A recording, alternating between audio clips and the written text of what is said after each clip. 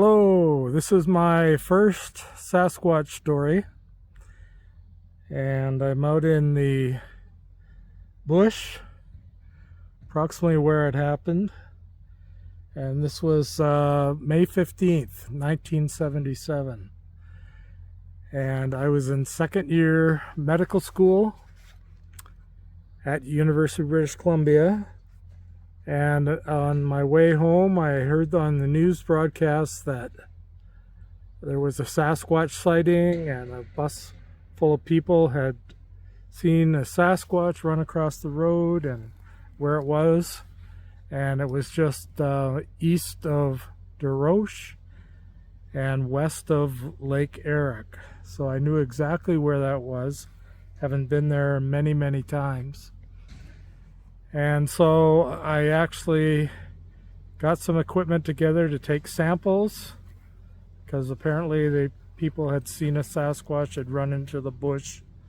So this was the first time I was able to allegedly take samples of an alleged Sasquatch. So I drove to Desroches, which is approximately a little less than an hour from here.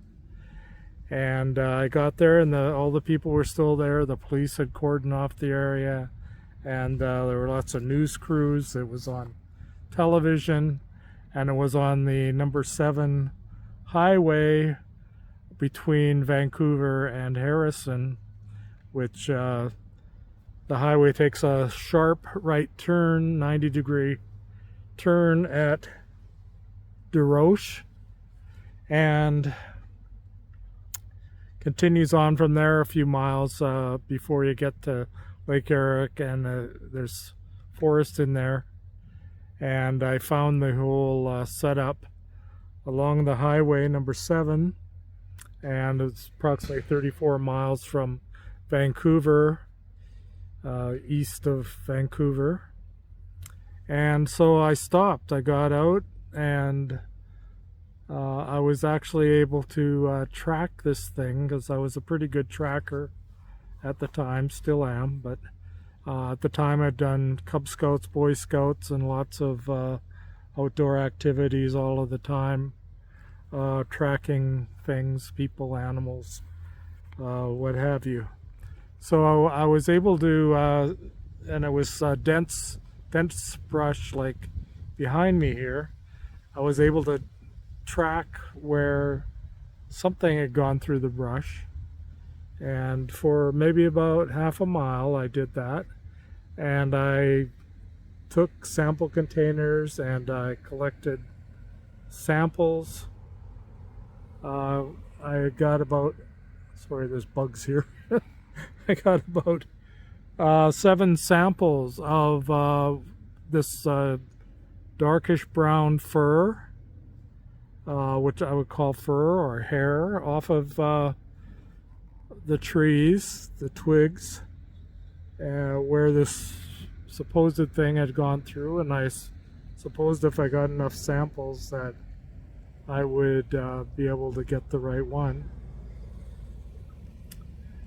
And let me stop here.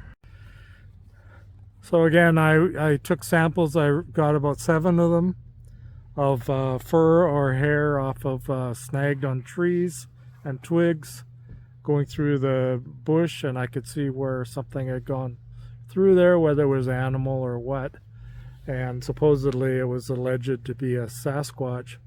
So what I did was I spent several hours going through the brush looking for the Sasquatch. Never found anything, and so then I went home. I had my medical microscope, took that out, looked at the hairs, and I will show you some photographs of what I saw, but none of the hairs were actually biologicals. They were all synthetically made, and how you can tell that is a biological living.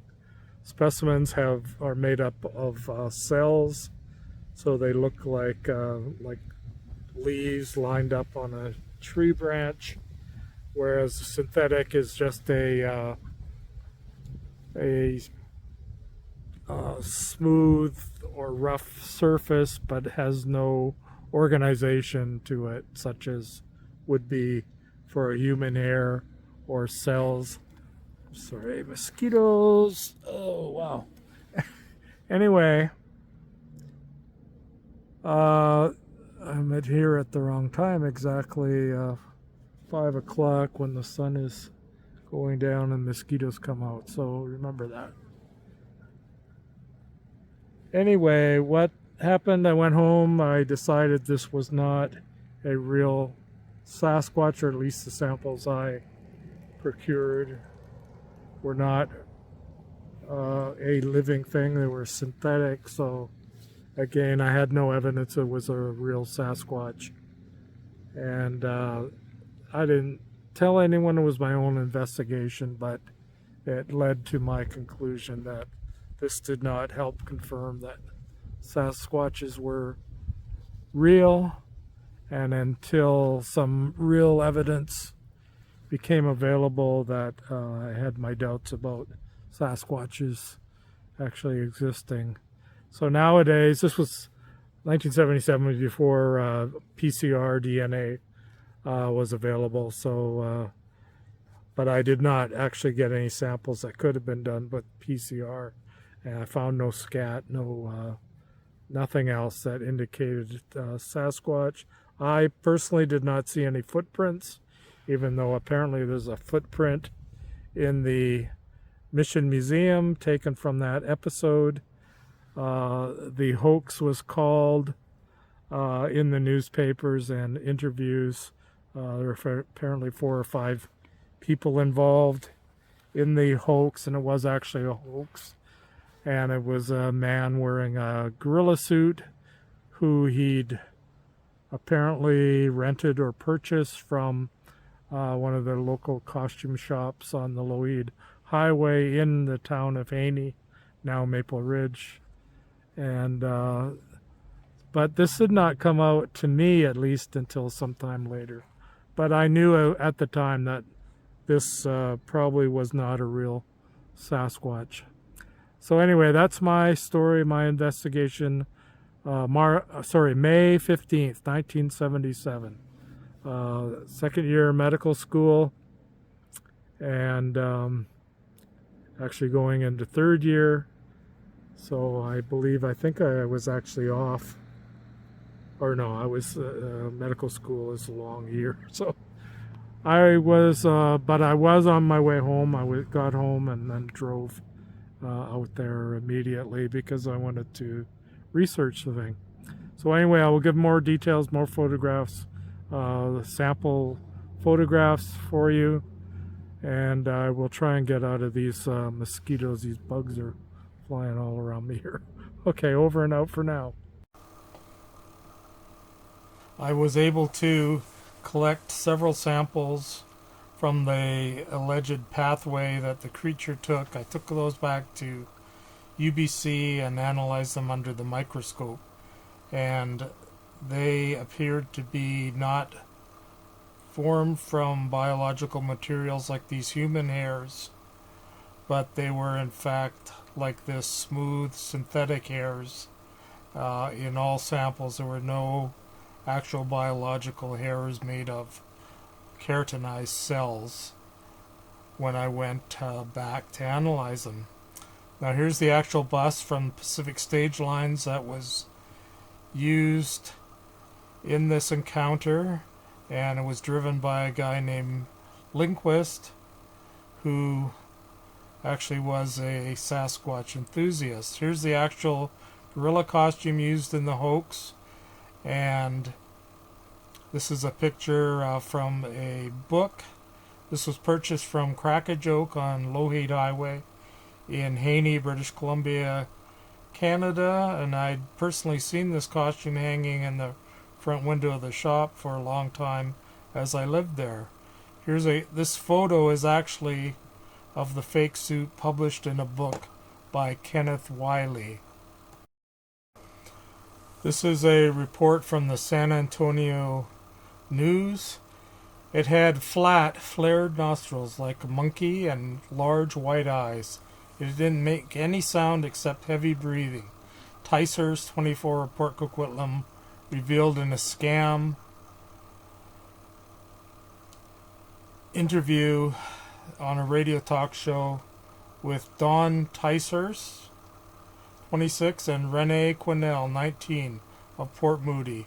The three said they planned the stunt with Gordon Jacoby, 26. They said they based their pattern for a resin-cast Sasquatch foot on a book about the creature by Don Hunter and Renee DeHindren. Don Ticehurst, one of the 6 passengers on the early morning bus, said he had to act pretty excited. Some of the people were still asleep. Royal Canadian Mounted Police Constable Bob Eiford, who did some of the independent investigation, said he's convinced the pranksters are telling the truth. For years, stories have persisted about gorilla-sized Sasquatch in North America. And this was produced in the San Antonio, Texas Evening News.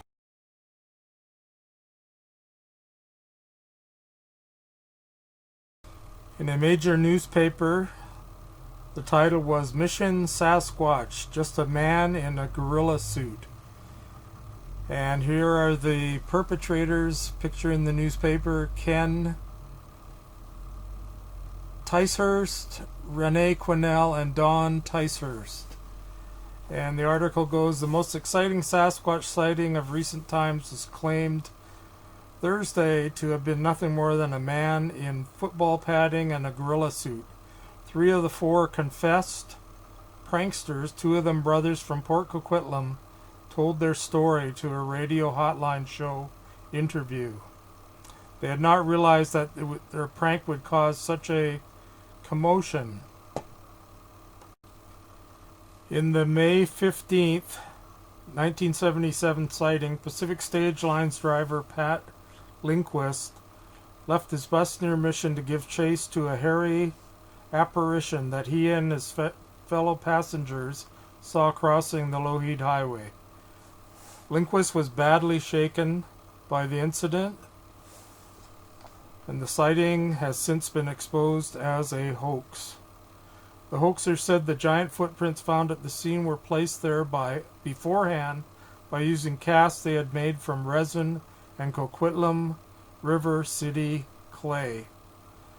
To add to the touch of authenticity, the dimensions were taken from a recent book written by Sasquatch hunter Renee DeHindren.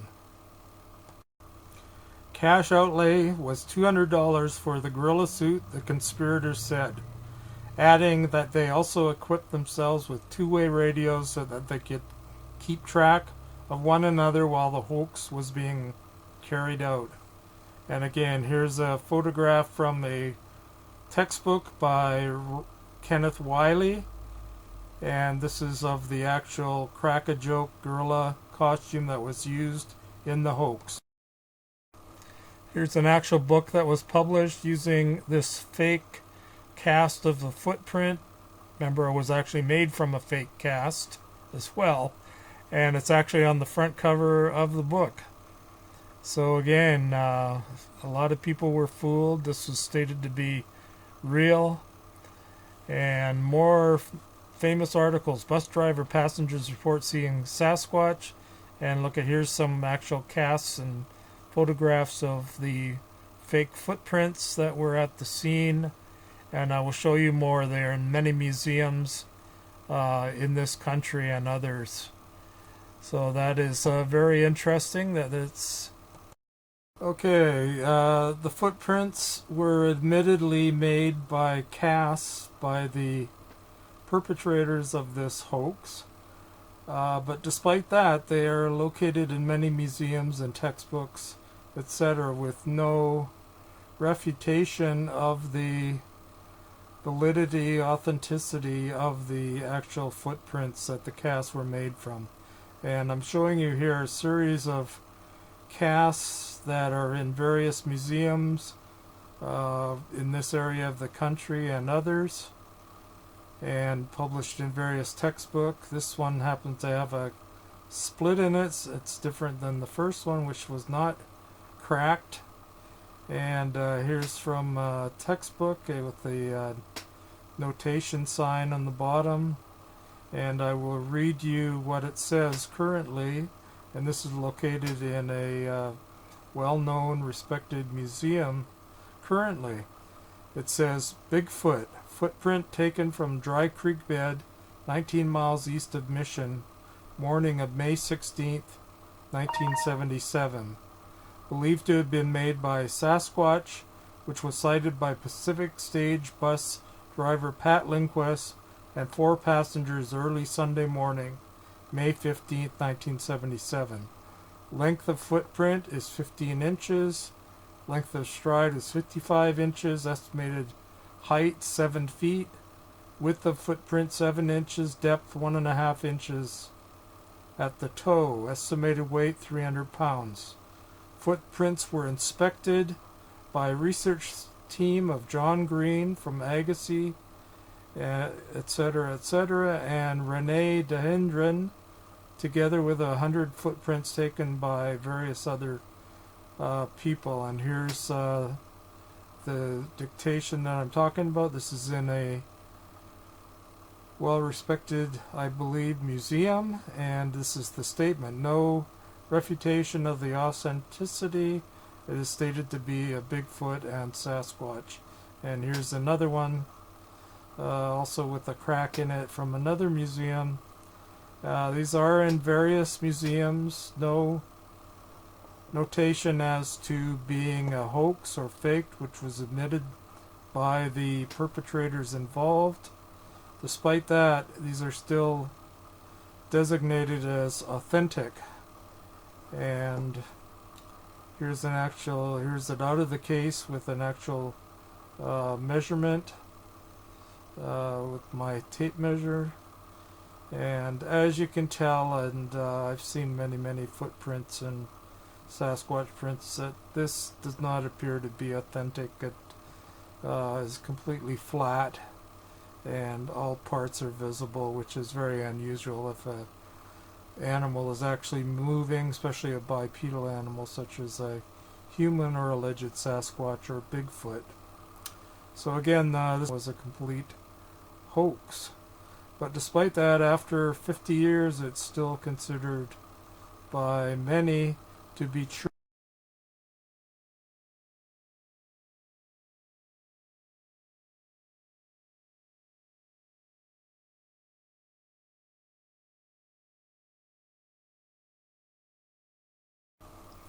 Again, many newspaper articles throughout the world published this. Fortunately, most of them admitted it was a hoax, such as this one, but newspapers all over reported it, and some people still believed it, including the so-called experts. Here's another part of the country with a front page article on the Sasquatch, the hoax, Bigfoot, with photographs, including feet, which are not.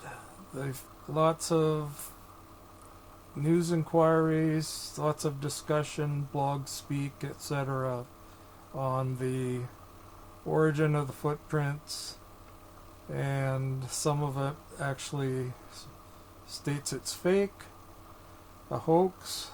But then there's still a lot of people that actually believe it, despite the hoaxers admitting that it was a fraud or a hoax. So that's pretty interesting. There are confirmed believers in Sasquatches and Bigfoot, even when they are refuted. Now here's where it took place, and this was my map, May 15th, 1977. As soon as I heard about it, I was reported out there to the area near Harrison to investigate the Sasquatch sighting, or as they say in the United States, a Bigfoot. And again, here's another book with the actual cast of the fake footprint, allegedly, anyway, I will say, put on the cover. And here's the 3 out of the 4 guys who staged the hoax, and they're holding the staged hoaxy footprint as well. So I've tried to follow these guys, what has happened to them. I could not locate them. I was able to follow one. He lived close by for several years, but then he moved and has not been able to track him since. So again, the gorilla suit I have not been able to follow up with. It's basically disappeared. The casts of the actual footprints are in the museums and are still available in multiple museums, and photographs in textbooks to review. And again, most of the museums do not state that these are fake. They are presented as usually real evidence of Sasquatch or Bigfoot. So these are some other newspaper articles. I notice here he's running like O.J. Simpson, and that's kind of hard to do with a gorilla costume on. Anyway, they were not able to catch him, and did not actually catch his footprints. The footprints were actually put in place in the supposed dry creek bed sometime before the incident. So again, here's the perpetrators, and Quinn, the 2 brothers, Ticehurst, Ken and Don. So Sasquatch just a monkey shine, so the newspapers got it right. And here's a 1977 article, and this is in the United States, in Maryland, I believe. And interesting. So that's why I'm reporting this. I did the initial investigation on May 15th, 1977. They even made movies of this, and here's a movie with a gorilla outfit. I don't believe that's the original, but supposedly this is the bus driver, and you can go from there. But yes, movies were made, shows were made, they were shown at the time, and believable. And here's a newspaper article. The mystery footprint was actually left behind. Here's an actual photograph of the staged footprint. So all the evidence is here, even though this was admitted to be a fake. This is still present. Okay, here's another newspaper article with an advertisement for the movie. And the movie was published and was viewed by many people. Here's the bus driver. He believed it. The police officer investigating believed it.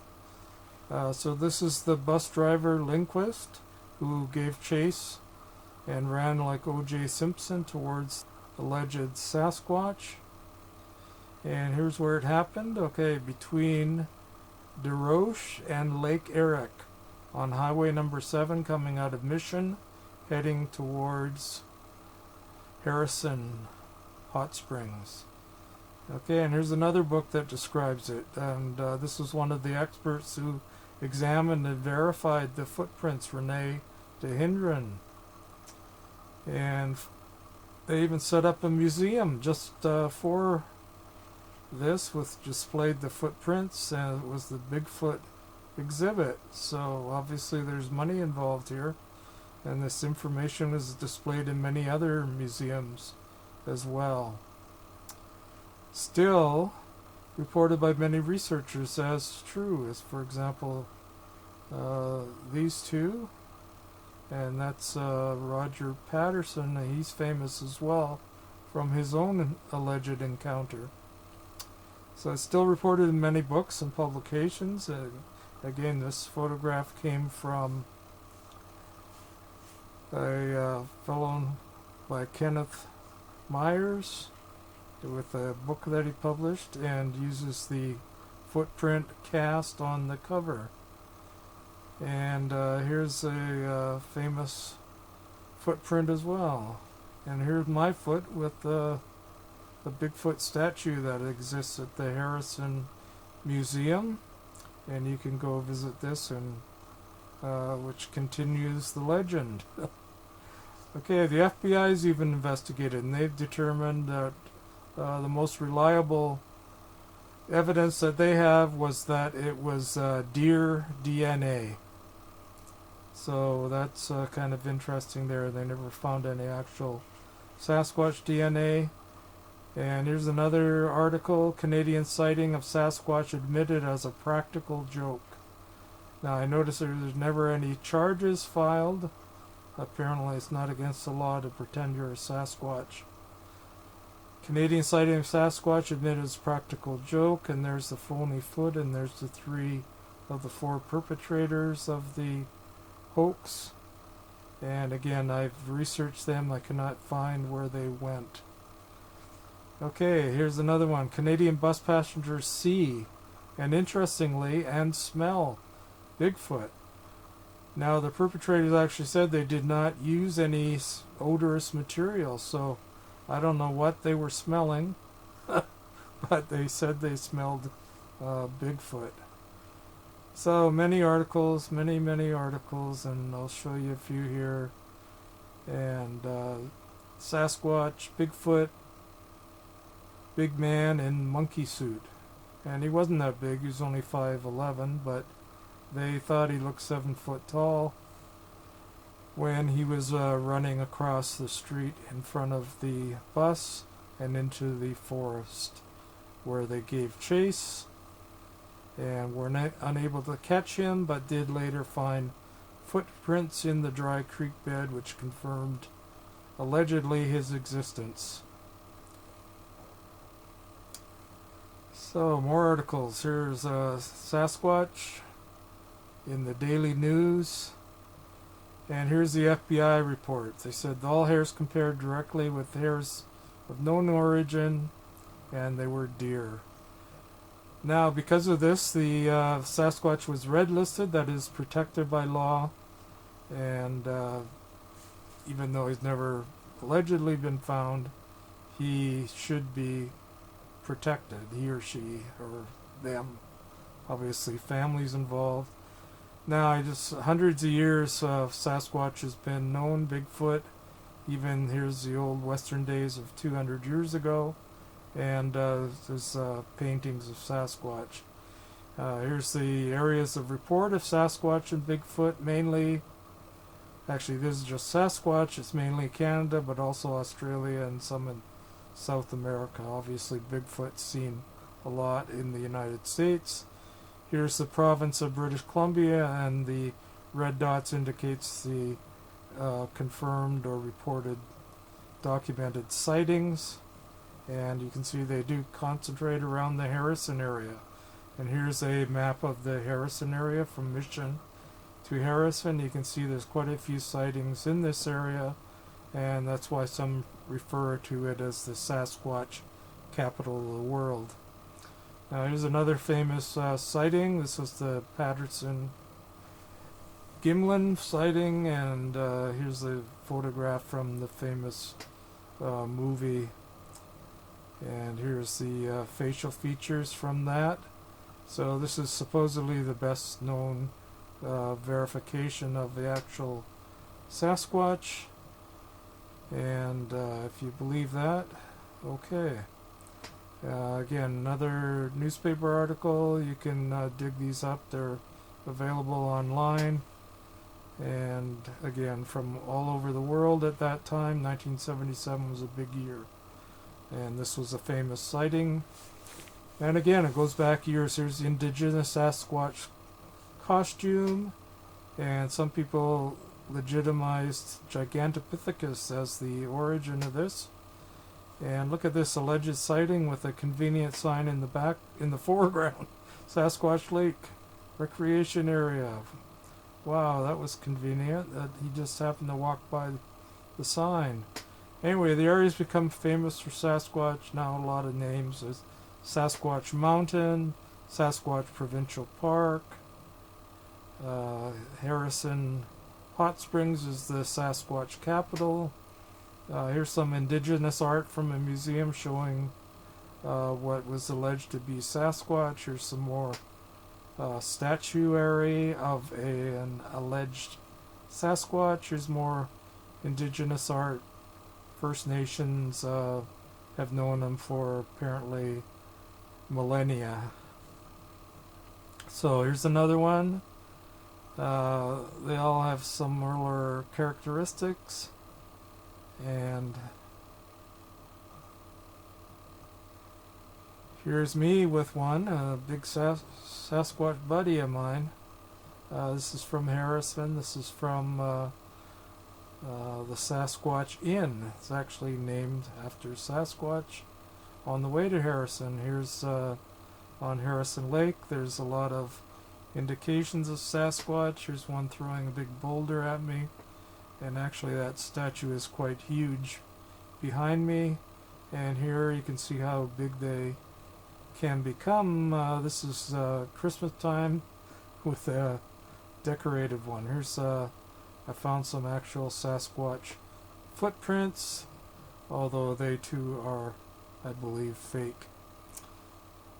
Okay, again, this is statuary at the Sasquatch Inn, so you can go visit that and see some effigies of Sasquatches, maybe what they look like. And this one's quite cute. This is in the Harrison Hot Springs, sitting outside. You can go take your pictures with them, sit beside them. And here's indigenous one. So over and out. I hope you enjoyed it. Thank you.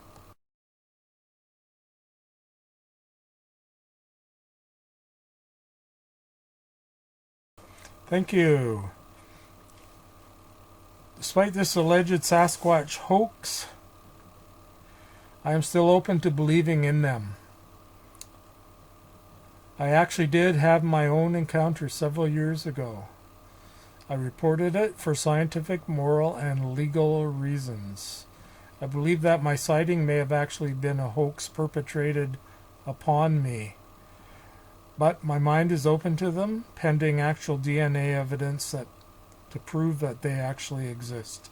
To date, this has not been proven adequately anyway, despite millions of dollars in rewards for the person who submits the DNA evidence. So again, thank you and have a good life.